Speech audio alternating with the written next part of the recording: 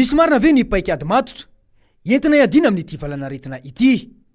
Tao fiovaovana lava no hitan'ny vahoaka ka manjary tsy matoko fanjakana intsony izy ireo. Ilaina tokoa amin'izao fotoana izao ny manana paikady matotra, mijery lavitra ary mirindra. Tsy izany anefa no misy fa lasa mifangaro daholo ny fanapahan-kevitra rehetra. Lasa fanararaotan'ny fanjakana ny fepetra mikasika ny ameana ara-pahasalamana mba azahoana tombony ara-politika fa tsy izay mahasoan'ny vahoaka. Eo amin'ny fitiliana ireo olona mitondra ny tsimikaretina coronavirus dia efa nanambarany ny mpitondra fa ny Institut Pasteur de Madagascar no manao ny fitiliana satria io no tena azo itokisana. Niova nefa izany ny herinandro lasa teo fa toa tsy natokisana tampoka teo rehefa tsy nety tamin'ny mpitondra ny vokatra navoakany. Izany aza dia niafara tamin'ny fanaovana fanadiadiana azy ireo.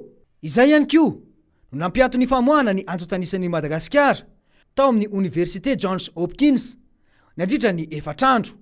Université Johns Hopkins any États-Unis anisan'ny tena malaza ary loharano azo antoka aran'izao tontolo izao ny tarehimarika avoakany. Nijanona ho tena 70% mantsy ny isan'ny cas positif nanomboka tamin'ny fafito ny volana May ka hatramin'ny 1 ny volana May. Izany dia mitondra enatra ho an'ny firenena satria tsy voafehy ny antotanisa mivoaka. Tsara ho marina trany fa loharano ampiasain'izao tontolo izao mikasika ny coronavirus ny antotanisa avoaka ny Université Amerikanina io.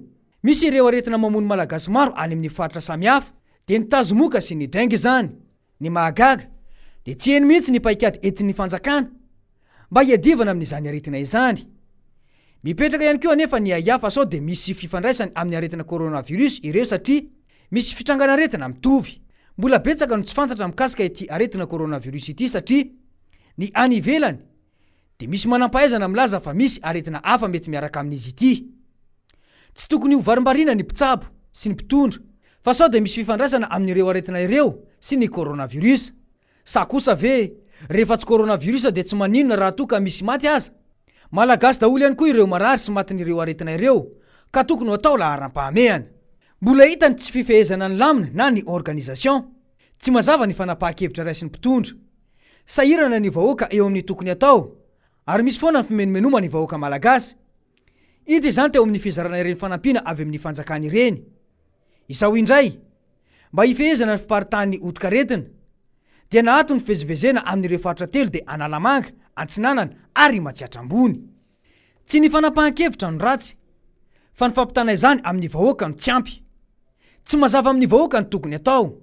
Izany dia noho ny tsy fahampiany fanazavana ho an'ny vahoaka.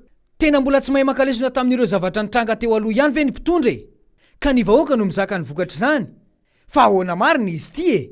Misy tetika matipaika ve eo amin'ny serasera sa ararotina ny ameana ara-pahasalamana mba hifehezana ny ainao manjery tsy miankina amin'izay ilain'ny mpitondra azy. Tahaka ny fandarana natao tamin'ny RFI sy ny France 24 toa fisehosehoana ilay izy fa tsy misy fampitam-baovao ho an'ny vahoaka malagasy makasika ny ameana ara-pahasalamana sy ny fepetra apetraka eto amin'ny firenena izay nifanarahana tamin'ireo ainao manjery tsy miankina maro samihafa. Efa nanaiky daholo ny radio sy ny fahitalavitra tsy miankina rehetra amin'ny fiaraha-miasa izay mahasoan'ny firenena. Efa nisy aza ny ora efa noraiketina sy ny fanarahana teny am-boalohany eo amin'ny andraisana miaraka ny vaovao mikasika ny aretina coronavirus. Tsy misy anefa ny fahamatorana eo amin'ny mpitondra ka nanjary tsy voaza intsony ireny ora ireny ankehitriny fa miditra amin'izay tiany atao ny mpitondra. Izany dia pirofo maneho ny fomba fiasan'ny fitondram-panjakana fa tsy matotra fa taitaitra am-boalohany ihany. Izany ihany koa dia maneho fanararaotam-pahefana. Mariky ny fifanajana ny manaraka ny oran'ny fanarahana. Move tsy mendrika ajaina ny vahoaka izay miandry ny vaovao sy ireo ainao manjery tsy miankina. Raha fitina ireo rehetra ireo dia izao. Lazaina fa ady no hatrehantsika kanefa tao tsy misy tetika matipaika. Ady tsy misy paikady matotra miteraka faharesena sy fahafatesana miaramila maro. Toa miandry izay mitranga isan'andro fotsiny ny mpitondra ary variana mivarotra tambavy any Afrika ka adino ny mahasoa miaro ny ain'ny vahoaka malagasy. Tsy tena misy vahaolana fa vonjy tavanandro ihany no betsaka ka manjary misavoritaka sy tsy mirindra mihitsy ny fampiarana izany. Toa very fanantenana ny vahoaka satria ny aretina efa mbiakoditra tsy hita izay ho atao kanefa ny fitadiavana vao maika miasarotra. Sahirana ny malagasy fa ahoana marina e.